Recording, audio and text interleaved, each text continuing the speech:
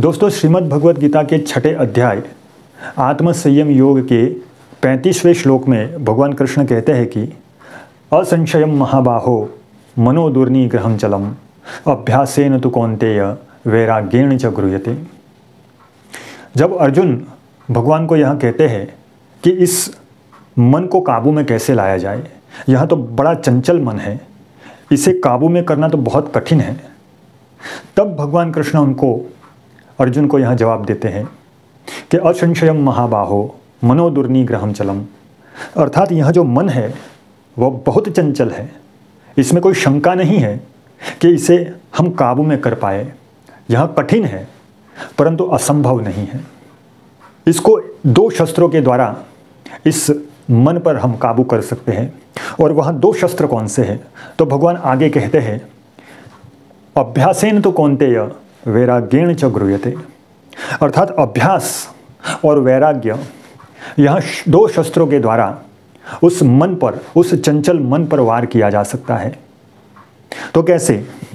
जैसे कोई सवार घोड़े पर सवारी करने का प्रयास करता है और वह घोड़ा चंचल है, अति चंचल है, तो बहुत अभ्यास करने के बावजूद भी वह चंचल घोड़ा काबू में नहीं आता, पर निरंतर अभ्यास बार बार वह घोड़े पर चढ़ता है और वह घोड़ा उस सवार को बार बार गिरा देता है, बार बार वहाँ चोट लग जाती है उस सवार को, परंतु वह हिम्मत नहीं हारता और लगातार दिन प्रतिदिन निरंतर वह अभ्यास करता रहता है। और एक दिन वह सवार उस घोड़े पर सवार हो जाता है और उसे भगाने लगता है, उसे दौड़ाने लगता है, अपनी मर्जी से उसे जहाँ ले जाना हो वहाँ चलाने लगता है। और वह घोड़ा अर्थात वह मन उस सवार के, उस मनुष्य के अधीन हो जाता है। और फिर एक दिन अभ्यास के कारण वह उसको नियंत्रित कर लेता है।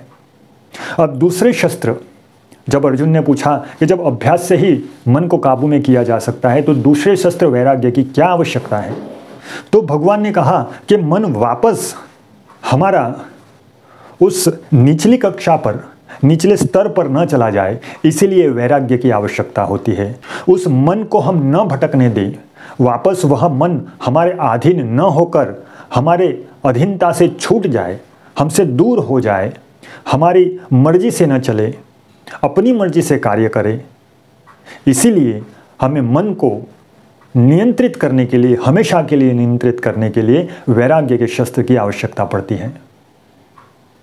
तो दोस्तों, यदि हमें किसी भी काम में, किसी भी क्षेत्र में यदि हमें उच्च स्तर पर, उच्च शिखर पर पहुंचना हो, सफल होना हो, तो हमें उस विषय में, उस क्षेत्र में अभ्यास, निरंतर अभ्यास करने की आवश्यकता है और वैराग्य की आवश्यकता है।